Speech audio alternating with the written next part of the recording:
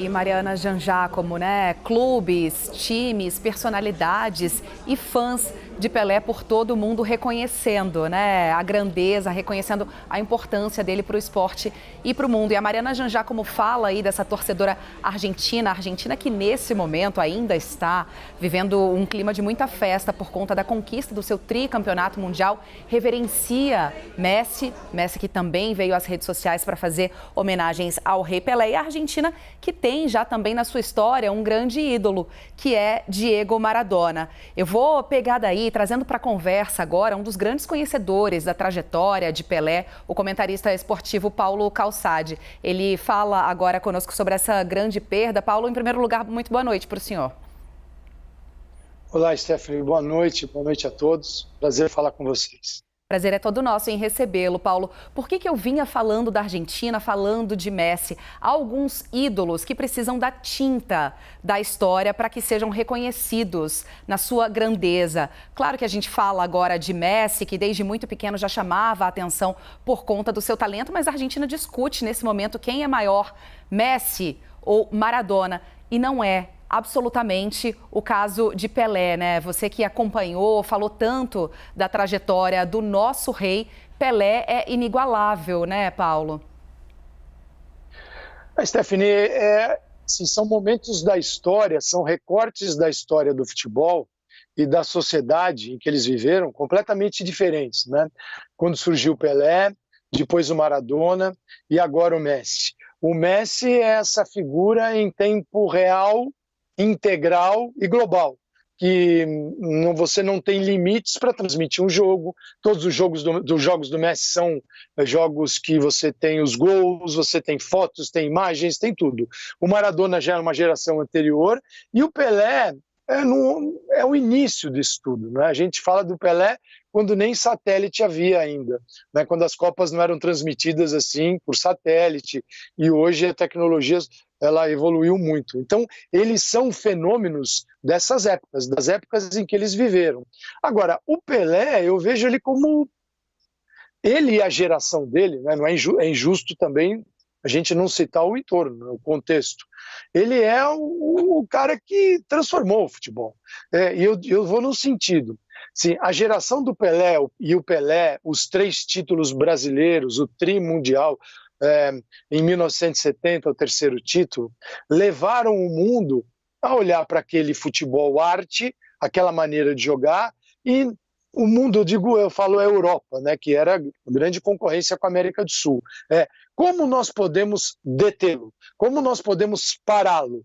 Então, o primeiro momento foi como inibimos esse talento. A Europa se movimentou nesse sentido de marcação, de evitar o jogo, de complicar para o grande talento. O momento seguinte foi como nós jogamos esse futebol, como nós podemos acessar esse futebol jogado por eles também. E a Europa hoje desfruta disso. Então são etapas diferentes e que eu vejo o Pelé no centro disso tudo, que é essa magia toda, esse fenômeno do Pelé e do seu tempo, da sua geração, gerando reações no mundo todo do futebol. Então ele é muito maior do que a gente pensa. E são personagens, quando se fala Pelé, Maradona e Messi, são personagens completamente diferentes. Primeiro, talvez o maior personagem do futebol seja o Maradona, porque o Maradona tem uma história dentro do campo e uma outra bem diferente fora de campo, né? Ele tem dentro e fora, como esse personagem ativo. O Pelé também, numa certa medida, mas o Messi é só o Messi dentro de campo. Então ele é completamente diferente. O Pelé é inigualável. E tem mais, Stephanie. Quem quiser ir para dentro do campo, para o jogo, o Pelé fazia gol de cabeça, gol com a perna direita, gol com a perna esquerda, gol que a bola batia nele, gol de qualquer jeito. O Pelé era um fenômeno. O Pelé era um jogador à frente do tempo dele, fisicamente falando também. Mas é interessante, pegando essa sua imagem do tempo, da comparação entre as épocas, eu pediria que a gente fizesse aqui um exercício de comparação entre o próprio Pelé de 1958, quando ele tinha 17 anos e trouxe pela primeira vez a Taça Gilles Rimet aqui para o Brasil. Em 62 fomos campeões também, mas o Pelé se machucou, ele não se destacou tanto assim, foi uma Copa mais de garrincha, né? E em 70... Em 66 nem se fala, Pelé foi cassado, não trouxemos o caneco e Pelé sequer terminou de participar de todos os jogos daquela Copa, mas em 70 ele também brilhou.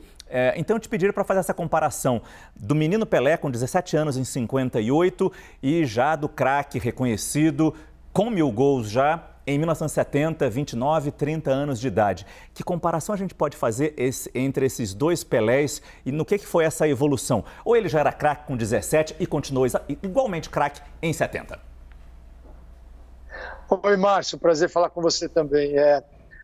Ele era o mesmo, porém melhorando, porque em qualquer atividade a gente também não pode descartar as experiências que a gente vai acumulando, né? Elas só nos fazem bem, desde que a gente saiba aproveitá-las, né? E o Pelé soube aproveitar muito bem.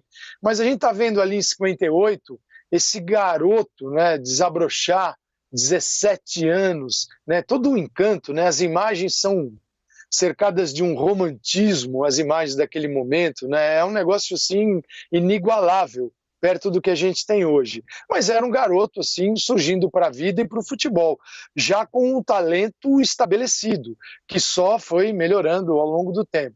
Depois ali o susto de 62, a contusão, já um jogador mais maduro, 4 anos depois, 66 nem se fala, e entre 58 e 70, praticamente ele estabeleceu esse período dele de amadurecimento na seleção, do início, e ele decretou o fim dele.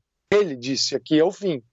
Eu até escrevi isso hoje, o Márcio é o da minha geração, né, que eu ainda não... A minha grande Copa do garoto foi a Copa de 74. Eu tinha ali de 11 para 12 anos. Eu tenho flashes da Copa de 70, coisas que eu lembro, mas são flashes. Então, o sentimento que eu tenho hoje, ainda muito claro assim dentro de mim, era aquela expectativa de, pô, o Pelé vai acabar aceitando jogar a Copa do Mundo 74. Vão conseguir convencer o Pelé.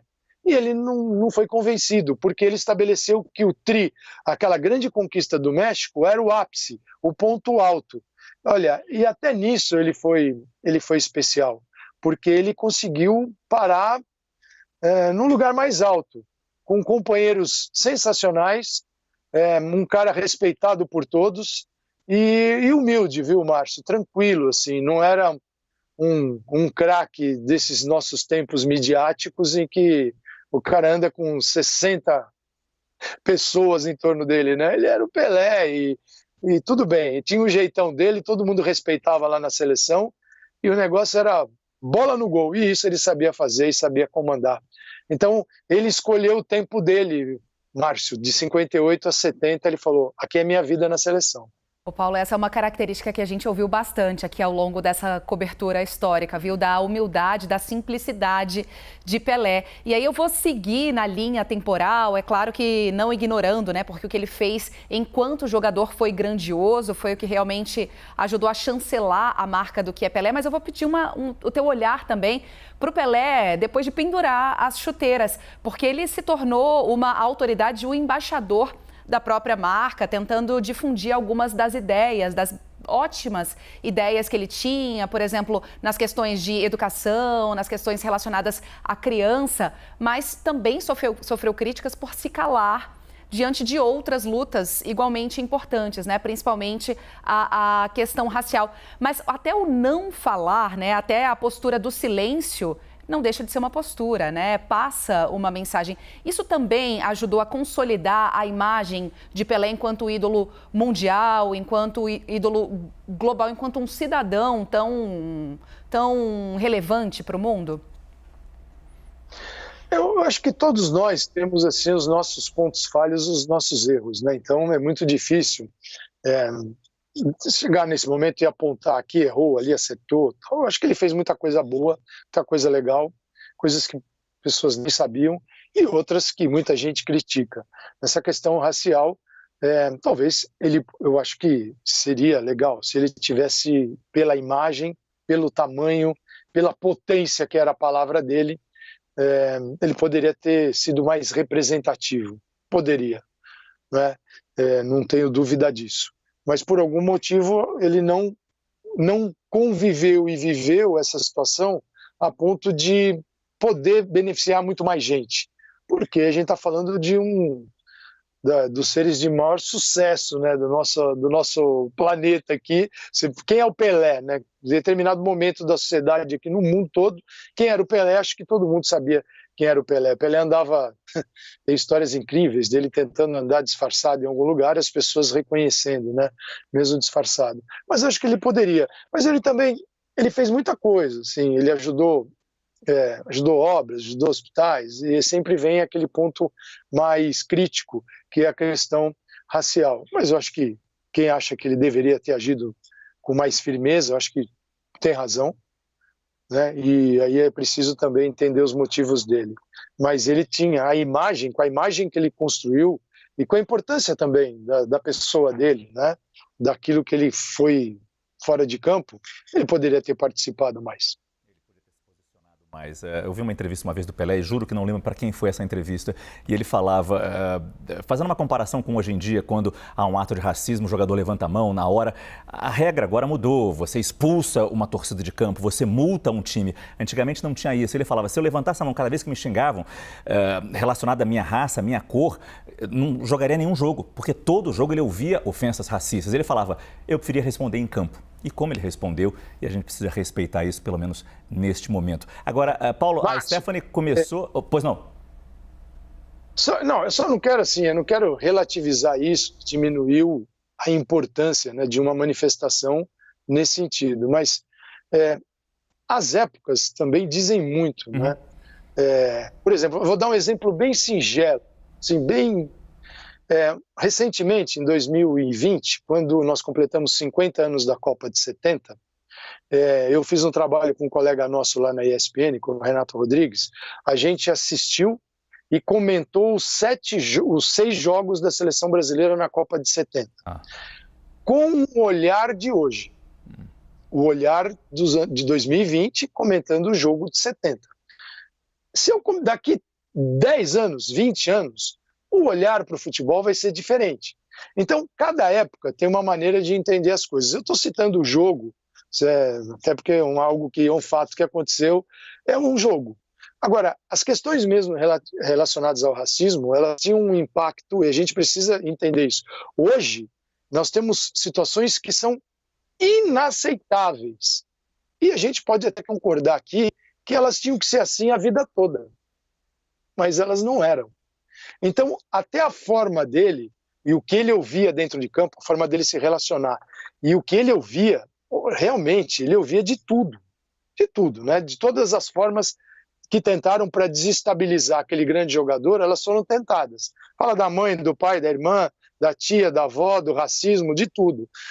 E não conseguiam fazer isso. Então, acho que ele se referiu a isso nesse momento, Marcos. E como você bem disse, assim como Pelé evoluiu de 58 para 70 como jogador, nós, o planeta, a humanidade está evoluindo também. E, principalmente nós, da raça branca, precisamos evoluir e muito para entender o nosso lugar e o que devemos fazer. Neste momento, como você bem falou, é inaceitável o racismo e devemos nos posicionar também contra o racismo, mesmo não sendo negros. Paulo Calçade, da ESPN e também do Star Plus, comentarista de futebol, de esporte. Muito obrigado pela sua participação aqui na nossa cobertura especial. Boa noite, Paulo.